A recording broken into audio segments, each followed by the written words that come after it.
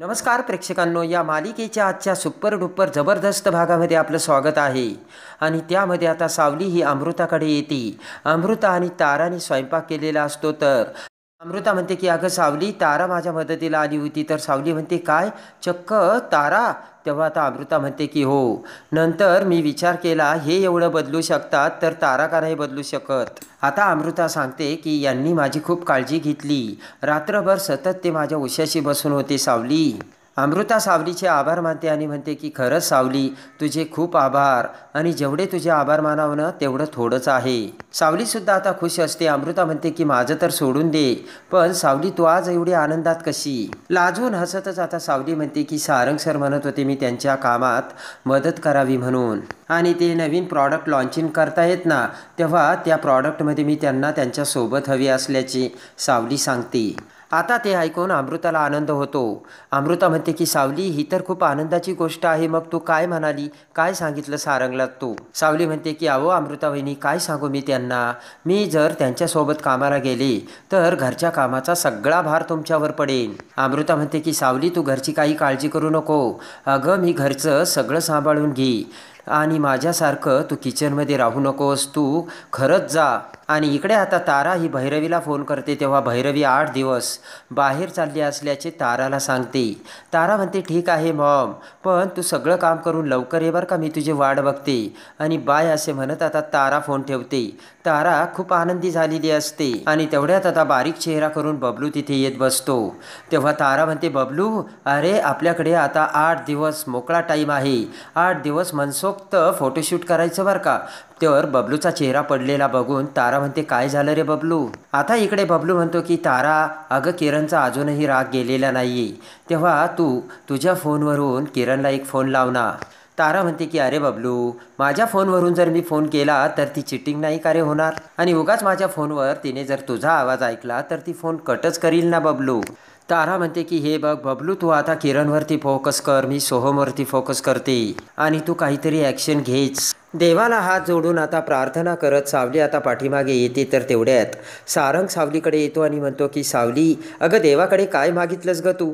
तेव्हा सावली म्हणते की सारंग सर, तुम्ही मला म्हणत होते ना मी कंपनीत येऊन काम करावं म्हणून, तेच देवाकडे मागत होते मी. सारंग म्हणतो की मागत होती की सांगत होती? सावली म्हणते की सांगत होते. तेव्हा आता सारंग म्हणतो की त्याला सांगायची काय गरज आहे, त्याला तर अगोदरच माहिती आहे. सावली म्हणते की कारण मी त्याला फक्त सांगत होते. मला ना, मी जे निर्णय घेते ना ते मलाच ठरवता येत नाही आहे, मी काय करावं म्हणून हेच देवाला मी विचारत होते. सावली म्हणते की माझ्या मनात खूप प्रश्न आले सारंग सर. तुला का करायचं आहे जॉब? का करायचं आहे तुला बाहेर काम? घरातली जबाबदारी तुला का घ्यायची नाही?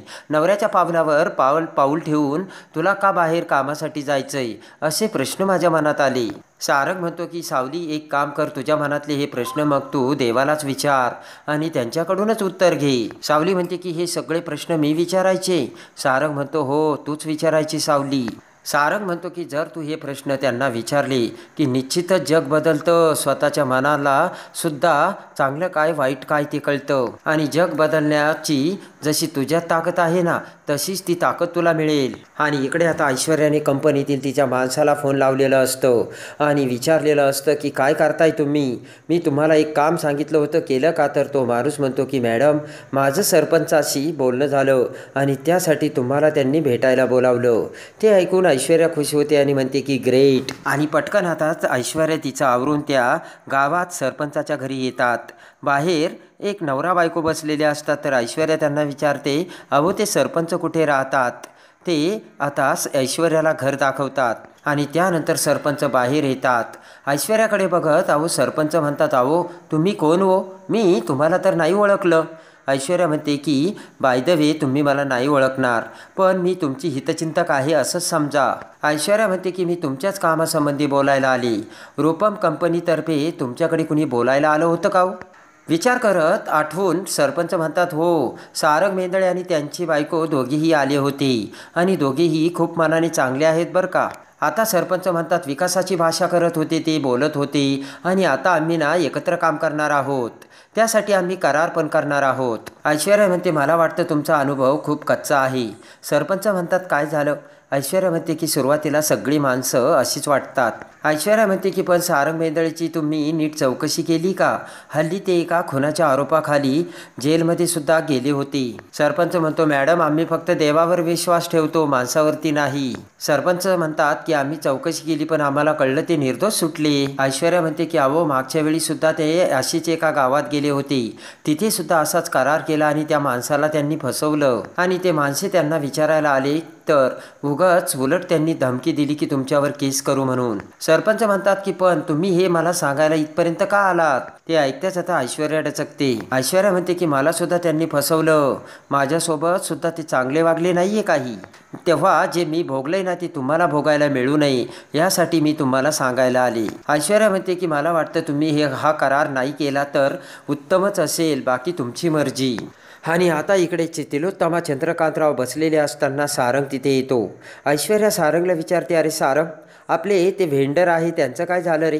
सारंग म्हणतो की त्याच्यासाठीच मी आलो, मी आणि सावली त्यासाठी एका गावात गेलो होतो. तेव्हा सारंग म्हणतो की गावकरी आपल्याला औषधी वनस्पती द्यायला तयार झालेत आणि त्यासाठी आपण 40 एकरची जागासुद्धा घेतली. तिथे आपण औषधी वनस्पती आणू पण त्यासाठी काही गोष्टी घडवायला वेळ लागेल. आता चंद्रकांतराव म्हणतात बरं एक्सपान्शन होतं आहे आपलं, त्यासाठी तुला मॅनपॉवर लागेल सारंग. सारंग म्हणतो वेळेनुसार मी घेईल ते, पण आई तू रिटायर झाले असे म्हणतील पण मला तुझी गरज लागणार आहे बरं का.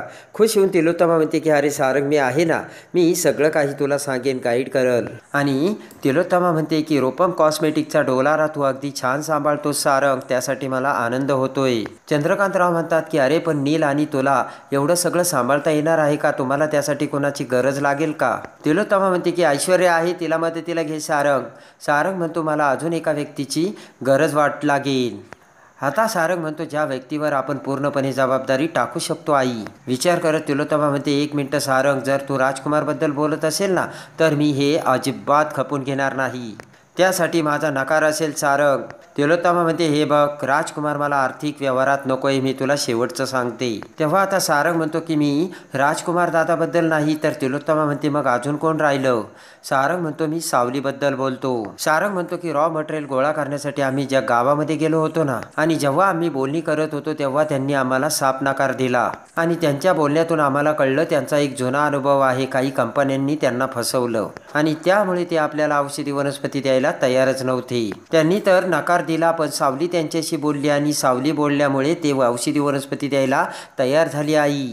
तिलोत्तमा म्हणते की अरे हे सगळं ठीक आहे, गावाच्या लोकांशी बोलणं ह्या खूप छोट्या गोष्टी आहेत, पण त्यासाठी एवढा मोठा बिझनेस सांभाळणं हे खूप अवघड आहे सारंग. तिलोत्तमा म्हणते की पण माझा याला नकार आहे. सारंग म्हणतो शीतावरून भाताची परीक्षा आपण करूच शकतो ना आई. तिलोत्तमा म्हणते हे बघ सारंग हा बिझनेस आहे, तेव्हा तुझा हा प्रस्ताव मला मान्य नाही. तिलोत्तमा म्हणते की हे नवीन प्रोजेक्ट आहे ना म्हणून मला ती यामध्ये नकोय. चंद्रकांतराव सुद्धा म्हणतात तिलोत्तमा तू पुन्हा एकदा विचार कर बर का. तेव्हा तिलोत्तमा म्हणते मी पूर्ण विचार केलाय. आणि इकडे आता राजकुमार हा घरी येतो. गॅरेजवरून घरी येताच आता राजकुमारच्या हाताला लागलेलं असतं. अमृता म्हणते हे तुमच्या हाताला काय लागलं? तेव्हा राजकुमार म्हणतो की अगं गॅरेजवर त्या गाडीचा बॉस पंप काढत होतो ना तेव्हा खाली घेता घेता लागलं. अमृता म्हणते की अहो पण मग जरा हळू सावकाश करायचं ना काम. राजकुमार म्हणतो हे बघ आतापर्यंत मी खूप आराम केलाय अमृता, आता मी कष्ट करतोय तेव्हा करू दे मला कष्ट. आणि राजकुमारने कमवलेले पैसे आता राजकुमार अमृताकडे देतो. अमृता म्हणते मला का देताय? राजकुमार म्हणतो की हा तुझा हक्क आहे. आता राजकुमार म्हणतो घरची लक्ष्मी घरच्या लक्ष्मीकडेच जायला हवी, तर अमृता नको नको करते. राजकुमार बळेचच आता ते पैसे देतो आणि पटकन आता अमृता खुश होऊन ते पैसे त्याच्या पाया पडून आता कपाटात ठेवते. आता खुश होऊन अमृता तिच्याकडची सोन्याची चेन आता राजकुमारला देऊ लागते. राजकुमार म्हणतो नको रे बाबा, आपण गॅरेजवाला आदमी आहे आणि आपल्या गळ्यात अशी खोटी चेन बरी. राजकुमार म्हणतो की आईने काय सांगितलंय तुला आठवतंय ना? तर अमृता म्हणते की अहो तुम्ही राजकुमार मेंदळे आहात. तरी राजकुमार म्हणतो नको नको. तेव्हा आता राग येऊन अमृता म्हणते की मग मला सुद्धा हे पैसे नको, ते तुमच्याकडेच राहू द्या. आणि अमृता ते पैसे राजकुमार शेजारी ठेवते. आणि इकडे सारंग आता बेडरूममध्ये येतो तर तेवढ्याच सारंगला सरपंचाचा फोन येतो. तेव्हा रामकृष्ण हरी असे म्हणत सरपंच आता सारंग बरोबर बोलू लागतात. सारंग म्हणतो ॲक्च्युली मला आत्ता तुमचीच आठवण आली होती आणि तुम्हालाच फोन करणार होतो. सारंग म्हणतो आपण बोलणं केलं होतं ना त्या हर्बल प्रॉडक्ट्सबद्दल, त्यासाठी तुमची औषधी वनस्पती घेणार होतो, त्याचं काय झालं? सारंग म्हणतो त्यासाठी आपल्याला ना एक करार करावा लागेल. सारंग म्हणतो तर मी गाडी पाठवून देतो तेव्हा तुम्ही या ऑफिसमध्ये. मग सरपंच म्हणतो की सारंग साहेब तुम्ही राग मानू नका, तुमच्याकडे येण्यापूर्वी मला ना जरा सावलीताईशी बोलायचं. सारंग म्हणतो बोला ना. सारंग म्हणतो की मला कारण समजू शकेल का? सरपंच साहेब म्हणतात की अहो सारंग साहेब तुम्ही माणसं चांगले आहे असं वाटतात, पण कोणीतरी इथे येऊन तुमच्याविषयी संशय निर्माण करून गेलाय आमच्या मनात. सारंग म्हणतो कोण होतं ती व्यक्ती? सरपंच म्हणतो मला माहीत नाही, पण सगळ्या गावकऱ्यांचं असं म्हणणं आहे की सगळ्या शंकांचं निरसन झाल्याशिवाय आपण होकार देणार नाही म्हणून. आणि सारंग फोन ठेवतो. आता सावली बेडरूममध्ये येते तेव्हा सारंग सावलीला सांगतो की सरपंचाचाच फोन होता. सावली म्हणते काय म्हणाले? तर घडलेली सगळी हकीकत सारंग सावलीला बोलतो. सावली म्हणते ठीक आहे मी त्यांच्याशी बोलून बघते. सावली म्हणते की पण ही शंका त्यांच्या मनात कोणी भरवली असेल? सारंग म्हणतो मीही त्याचाच विचार करतो. आणि आता सारंग आणि सावली ती व्यक्ती कोण असेल याचा विचार करू लागतात. त्यानंतर आता मेंदळांच्या घरात सगळेजण नील, सारंग, सावली, तिलोत्तमा, चंद्रकांतराव सगळेजण एका ठिकाणी जमलेले असतात आणि ऐश्वर्या येण्याची वाट बघत असतात. तर तेवढ्यात ऐश्वर्या तिथे येते आणि सगळ्या जणांना एकाच रांगेत उभे राहिलेले बघून ऐश्वर्या आतमध्ये येताच आता त्या सगळ्यांना बघून खूप घाबरते आणि ऐश्वर्या आता प्रत्येकांच्या तोंडाकडे बघू लागते. आणि आपण सरपंचाकडे गेलो होतो आणि हे तर यांना कळलं नाही ना, असा विचार आता ऐश्वर्याच्या मनात येतो. तेवढ्यात आता सावली ऐश्वर्याला विचारते की ऐश्वर्या वहिनी तुम्ही कुठे गेला होतात? राग घेऊन ऐश्वर्या बोट करत म्हणते की तू मला विचारणारी कोण आहेस? तेव्हा आता सारंग म्हणतो की या घरची हक्काची सून आहे ती. सारंग म्हणतो की ऐश्वर्या तिने फक्त तुला एक साधा सिंपल प्रश्न विचारला होता, तू कुठे गेली होतीस म्हणून. तेव्हा तुला एवढं राग येण्याची गरजच नव्हती. आणि तेवढ्या सारंगला आता डाऊट येतो. सारंग ऐश्वर्याकडे बघतो आणि विचार करतो की ही एवढी घाबरलेली का? ऐश्वर्या म्हणते की हे बघा माझं आता डोकं दुखतंय, मी आता थोडासा आराम करते. आराम केल्यानंतर मी कुठे गेले होते हे मी तुम्हाला नंतर सांगते. आणि ऐश्वर्या तिथून जाऊ लागते. तर तेवढ्यात नील आता समोर येतो आणि ऐश्वर्याला म्हणतो की ऐश्वर्या थांब. आणि ऐश्वर्या आता थबकते. नील म्हणतो की ऐश्वर्या थांब, तुझी अजून जाण्याची वेळ संपलेली नाहीये. ऐश्वर्या म्हणते की आता अजून काय राहिलंय? आणि तेवढ्यात आता नील आता एक फाईल घेऊन ऐश्वर्याला दाखवतो आणि त्या फाईलमध्ये बँकची स्टेटमेंट असते आणि त्यावर ऐश्वर्याच्या सिग्नेचर असतात. त्या सिग्नेचर आणि ते स्टेटमेंट बघून ऐश्वर्याला आता घाम फुटलेला असतो आणि ऐश्वर्याचे भयानक कटकारस्थान आता सगळ्यांच्या समोर पुराव्यासकट नीलने आणलेले असते. ते बघताच आता ऐश्वर्याच्या तळपायाखालची जमीन सरकलेली असते. ऐश्वर्याला रंगेहात पकडून ऐश्वर्याचा घाणेरडा चेहरा आणि कंपनीतील फ्रॉड नीलने समोर आणलेला असतो. आणि त्याच वेळेस आता सरपंच देखील त्यांच्या गाडीतून तिथे येतात. तेव्हा आता ऐश्वर्याचे भयानक कटकारस्थान समोर येऊन तिलोत्तमा ही खनखन ऐश्वर्याच्या कानाखाली मारून कशी ऐश्वर्याची हकालपट्टी करते आणि तिलोत्तमा आता सावलीवरती जबाबदारी टाकत सावलीला कशी कंपनीची सगळ्यात मोठी आता पोस्ट देते हे बघण्यासाठी आणि या मालिकेच्या डेली अपडेटसाठी आपल्या चॅनलला लाईक करा, सबस्क्राईब करा.